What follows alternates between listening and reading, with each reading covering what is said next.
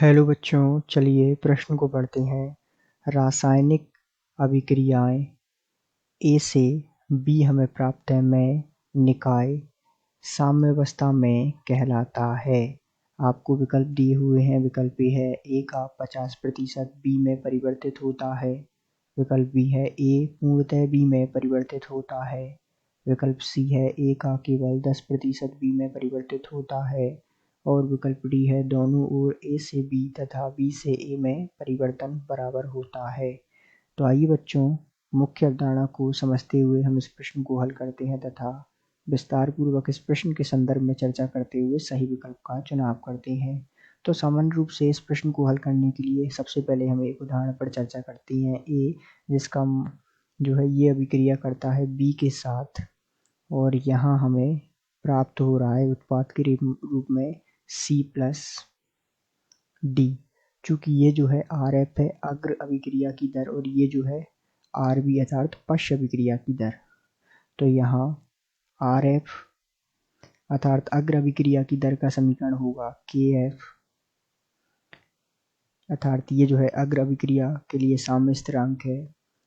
ए की सांद्रता इसके ऊपर इसकी मूल की घात, बी की सांद्रता इसके ऊपर इसके मूल की घात। ठीक है, तो ये जो है अग्र अभिक्रिया की दर है और पश्च अभिक्रिया की दर होगी के बी और यहाँ जो है सी इसके ऊपर इसके मूल की घात और सांद्रता डी की और इसके ऊपर इसके मूल की घात। तो सामान्य रूप से साम्यावस्था कब आएगी? तो साम्यावस्था की जो शर्त है वो क्या होगी? वो होगी आर एफ बराबर आर बी अर्थात ये जो शर्त है वो होगी अग्र अभिक्रिया की दर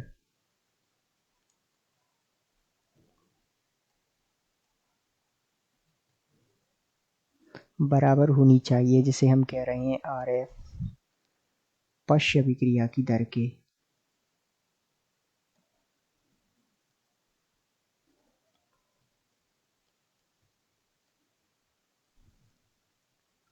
जिसे हम कह रहे हैं आर बी अर्थात इसका सीधा सा मतलब क्या होगा कि दोनों ओर ए से बी तथा बी से ए में परिवर्तन बराबर हो अर्थात इधर से बनने की प्रक्रिया और इधर से बनने की प्रक्रिया बराबर होनी चाहिए।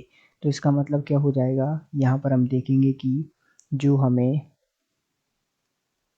यहाँ पर आर एफ है और ये जो है आर बी है, ये इसके आर एफ बराबर आर बी होना आवश्यक है अर्थात ए से बी के बनने की दर और बी से ए के बनने की दर बराबर होना आवश्यक है। तो हमारा उत्तर हो जाएगा दोनों ओर ए से बी तथा बी से ए में परिवर्तन बराबर हो अर्थात हम कह सकते हैं कि दिए गए प्रश्न का सही उत्तर विकल्प डी है। आशा करते हैं आपको समझ आया होगा। धन्यवाद।